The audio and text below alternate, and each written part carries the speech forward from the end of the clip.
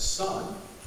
And David likes what he sees, and the story then continues on.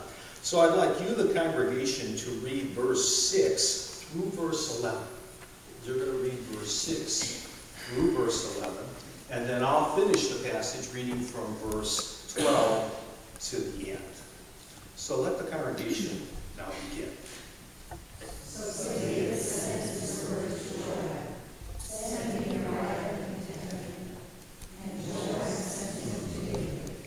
When Uriah came to him, David asked him how Joab was, how the soldiers were, and how the war was going. Then David said to Uriah, go down to your house and wash your feet. So Uriah left the house, and David came and sat next to him. But Uriah sat at the entrance to the house, with all his master's servants, and did not go down to his house. When David was told, Uriah did not go home. He asked him, haven't you just come from business? Why did you go home? Uriah said to David, the ark and his servant Judah are staying in tents, and my master Joab and my lord's men are camped in the open fields. How can I go to my house and seek in your neighbor and lie for her wife? As surely as you live, I will not do such a thing. Then David said to him, stay here one more day, and tomorrow I'll send you back. So Uriah remained in Jerusalem that day and the next. At David's invitation, he ate and drank with him, and David made Uriah drunk. But in the evening, Uriah went out to sleep on his mat among his master's servants. He did not go home. In the morning, David wrote a letter to Joab and sent it with Uriah. In it he wrote, put Uriah in the front line, where the fighting is the fiercest. Then withdraw from him, so he'll be struck down and die. So while Joab had the city under siege, he put Uriah at a place where he knew the strongest defenders were. When the men of the city came out and fought against Joab, some of the men in David's army fell. Moreover, Uriah the Hittite was dead. Joab sent David a full account of the battle. He instructed the messenger, when you have finished giving the king this account of the battle, the king's anger may flare up, and he may ask you, why did you get so close to the city to fight? Didn't you know that they would shoot arrows from the wall? Who killed Elimelech, son of Jerubbaal? Didn't a woman throw an upper millstone on him from the wall so that he died in Thebez? Why did you get so close to the wall? If he asks you this, then say to him, also your servant Uriah the Hittite is dead. The messenger set out, and when he arrived, he told David everything Joab had said to him. The messenger said to David, the men overpowered us, came out against us in the open, but we drove them back to the entrance of the city gate. Then the archers shot arrows at your servants from the wall, and some of the king's men died. Moreover, your servant Uriah the Hittite is dead. David told the messenger, say this to Joab, don't let this upset you. The sword devours one as well as another. Press the attack against the city and destroy it. Say this to encourage Joab. When Uriah's wife heard that her husband was dead, she mourned for him. And after the time of mourning was over, David had her brought to his house, and she became his wife and bore him a son. But the thing David had done displeased the Lord.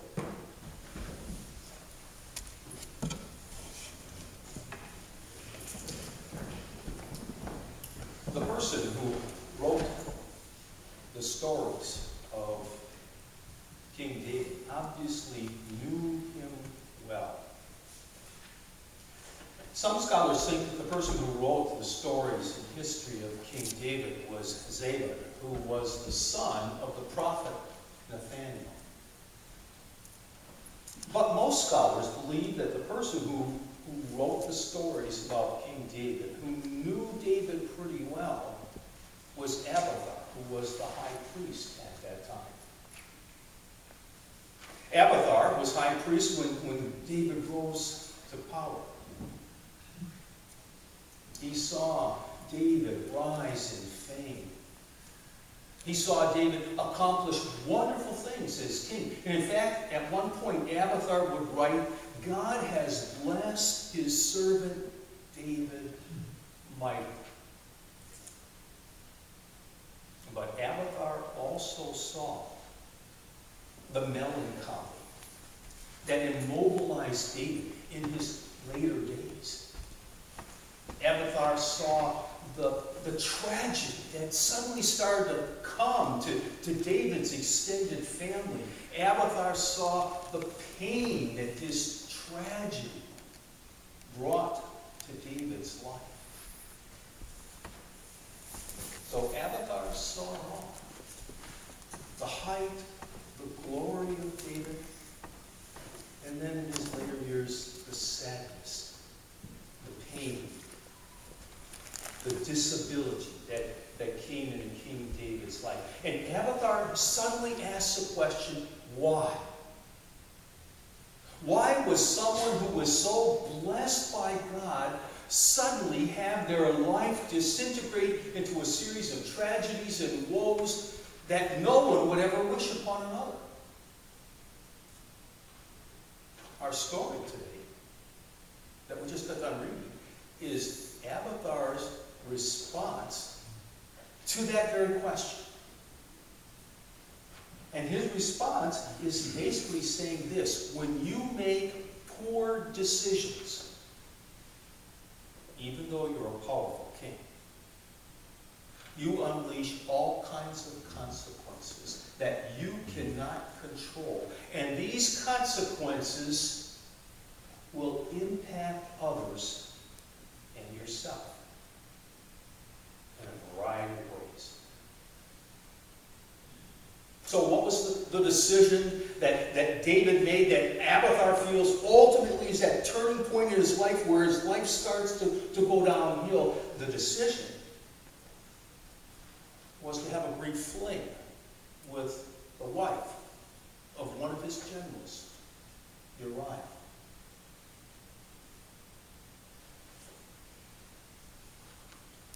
Kings did those things in those days. Kings still do those kinds of things in today's world. So the presidents, Clinton, Kennedy, so do generals, Petraeus.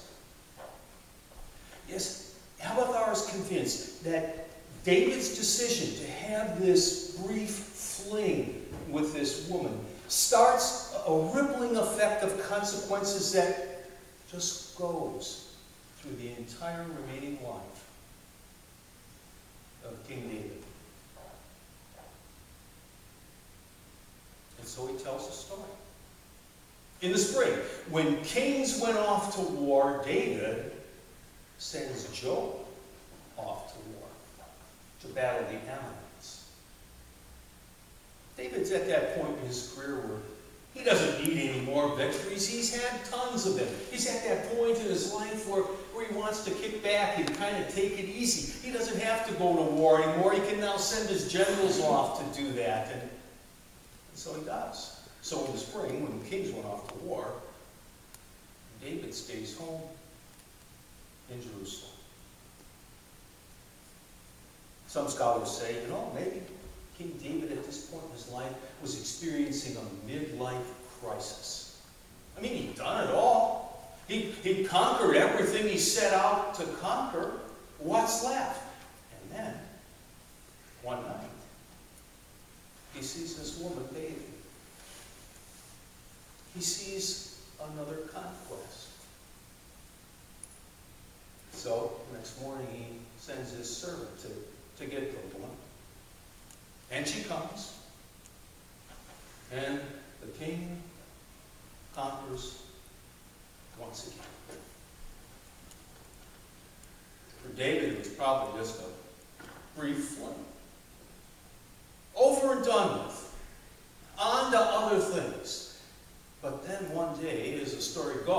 David gets word from Bathsheba that their fling resulted in a pregnancy.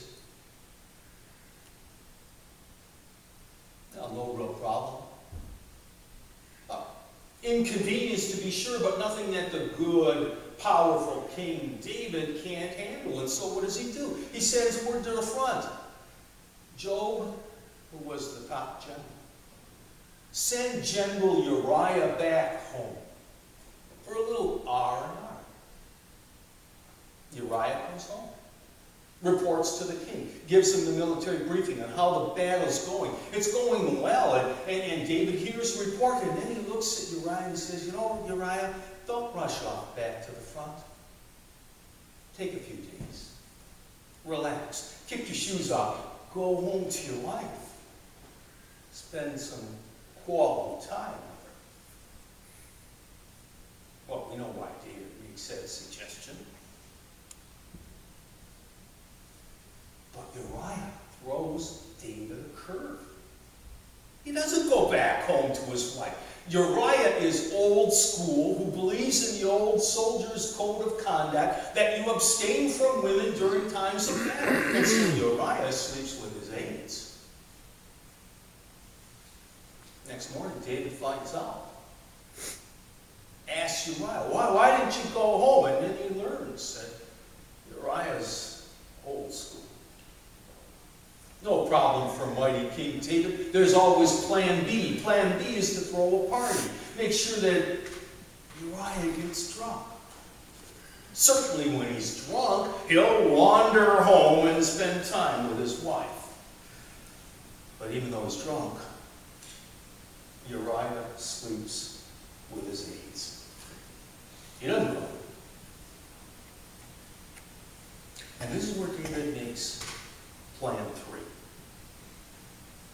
He makes a fatal decision, not only for Uriah, but, according to Abiathar, for himself. David takes a piece of paper, writes a note to General Joab. Take Uriah, put him at the front line where the fighting is the fiercest. Then suddenly pull the troops back, leaving Uriah exposed. Surely one of their archers will find it smart.